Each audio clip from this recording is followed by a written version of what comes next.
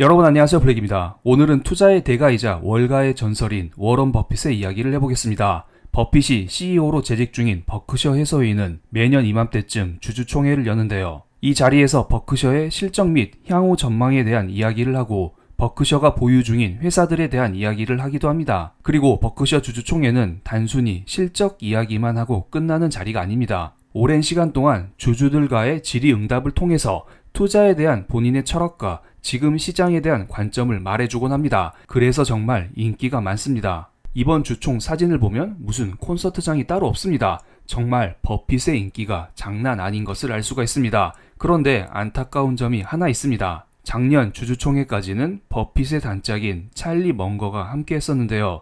작년 말에 먼거가 세상을 떠나면서 이제 더 이상 함께 할 수 없다는 것입니다. 그래서 이번 총회에서는 버크셔의 부회장인 그렉 아벨과 함께 주주총회를 진행했습니다. 그리고 버크셔의 주주총회에는 빌 게이츠를 비롯한 여러 거물들이 참여를 합니다. 이분은 애플의 CEO 팀 쿡인데요. 이분도 역시 이번 주주총회를 함께 빛내줬습니다. 그리고 이날 주총 자리에서 버크셔는 1분기에 사들인 주식의 규모가 27억 달러고요. 매각한 주식 규모가 200억 달러 정도라고 발표를 했습니다. 전체적으로 주식을 매도하고 있습니다. 그러면서 버크셔의 투자 포트폴리오 평가 금액 역시 감소한 것을 확인했습니다. 그럼 도대체 버크셔는 어떤 주식을 팔았을까요? 버크셔는 이날 청중으로 참여한 팀 쿡을 앞에 두고 애플 주식을 13% 정도 줄였다는 발표를 했습니다. 그런데 애플을 판 것은 이번이 처음이 아니죠.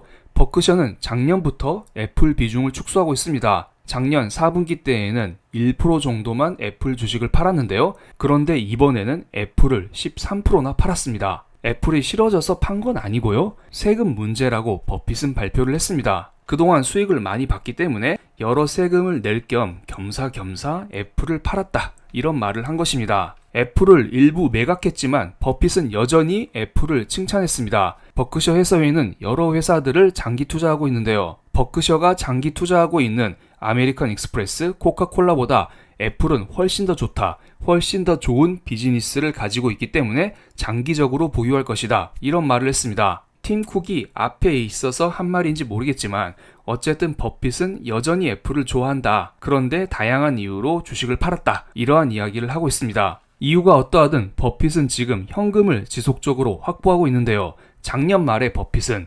1680억 달러의 현금을 보유하고 있었는데요. 지금은 그보다 210억 달러가 늘어난 1890억 달러의 현금을 보유 중입니다. 그러면서 다음 분기에는 현금을 2천억 달러까지 늘릴 수 있다는 말을 했습니다. 현금을 더 확보하겠다는 것입니다. 그러면서 어떤 주주분이 이런 질문을 했습니다. 버핏, 돈을 쌓아놓고 왜 아무것도 하지 않냐? 이 질문에 대해서 버핏은 우리는 날아오는 공이 마음에 들 때만 스윙을 한다는 대답을 했습니다. 현재는 금리가 매우 높기 때문에 주식에 투자할 게 마땅치 않다는 대답을 했죠. 버핏은 현재 기준금리 5.5%가 매우 부담스럽게 느끼고 있는 것 같습니다. 버핏의 최근 발언을 몇 개 보겠습니다. 올해 2월 달에는 주식시장이 카지노 같다는 말을 했으며 앞으로 몇 년 동안 눈이 튀어나올 만한 실적을 기록할 가능성이 없다라고 밝혔습니다. 지금 기준금리가 매우 높기 때문에 이러한 고금리 상황에서 주식이 그다지 매력적이지 않다, 이런 말을 한 것입니다. 그리고 작년 5월쯤에 버핏은 미국 경제에 믿을 수 없는 기간이 짧아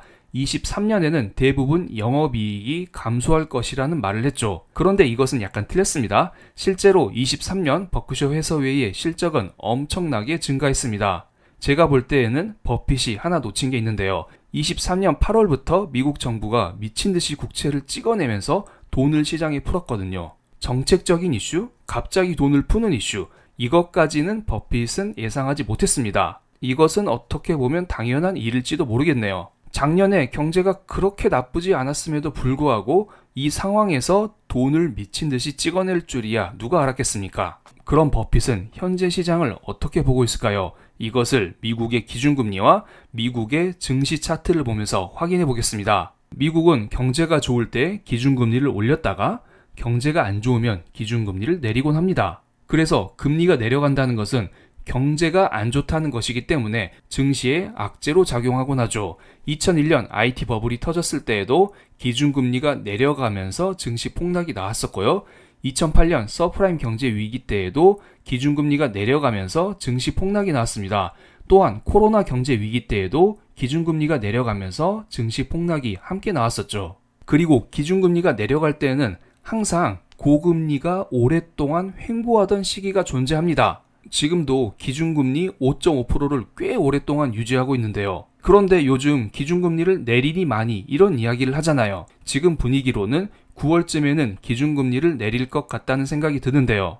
역사적으로 봤을 때 기준금리가 내려가면 증시가 항상 떨어졌었기 때문에 버핏은 이것에 대비해서 겸사겸사 주식을 매도하는 게 아닐까요? 그런데 무조건 폭락한다? 이렇게까지는 생각하지는 않아 보입니다.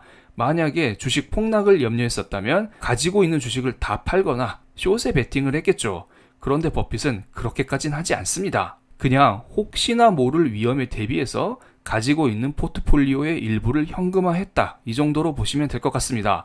어쨌든 지금은 고금리가 오랫동안 유지되고 있는 상황으로서 과거 증시로 따지면 이렇게 증시가 횡보하는 시기이지 않나 버핏은 이렇게 생각을 한 것 같습니다. 물론 2008년 이후와 이전은 흐름이 다릅니다.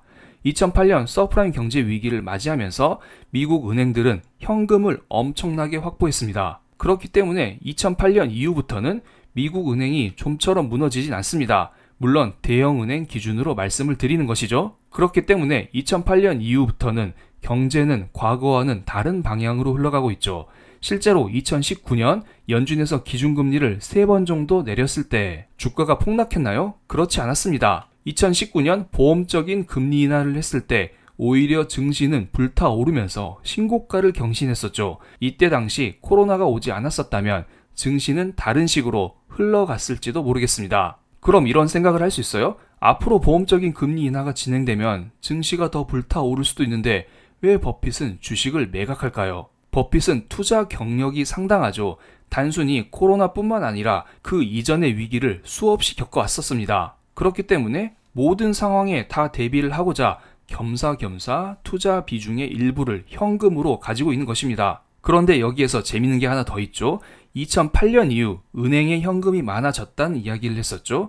그리고 2020년 코로나 경제 위기를 겪은 이후 미국 경제에 추가적인 변수가 생겼습니다. 바로 인공지능입니다. 버핏도 이번 주주총회 자리에서 인공지능에 대해서 극찬을 했습니다. 나는 투자하진 않겠지만 인공지능은 성장 산업이 될 수 있다는 말을 했습니다. 이것은 현실화되진 않았습니다만 만약에 정말로 인공지능 산업이 엄청나게 커지면서 이로 인한 디플레이션이 온다면 연준은 기준금리를 자연스럽게 천천히 내릴 수 있을 것이며 이와 함께 물가가 안정된 상태에서 경제 상승이 오지 않을까요? 물론 이것은 수많은 경제 시나리오 중 하나에 불과합니다. 마치 굴스비 연은 총재가 작년에 이야기했었던 물가가 안정화된 상태에서 경제가 성장하는 황금 경로와 비슷한 것입니다. 솔직히 저는 이러한 현상이 올지 안 올지 확신 없습니다. 그렇지만 지금 당장은 인공지능이 커가는 단계이기 때문에 이에 대한 투자를 꾸준히 유지하는 것은 맞아 보입니다. 다만 작년보다는 비중을 줄여야겠죠. 버핏이 비중을 줄였듯 우리도 어느 정도 비중을 줄이면서 여러 가지 시나리오에 대비하면서 천천히 투자하셨으면 합니다. 그럼 오늘 영상 여기에서 마치겠습니다. 제 영상이 마음에 드셨다면 구독, 좋아요, 알림 설정까지 부탁드릴게요. 감사합니다.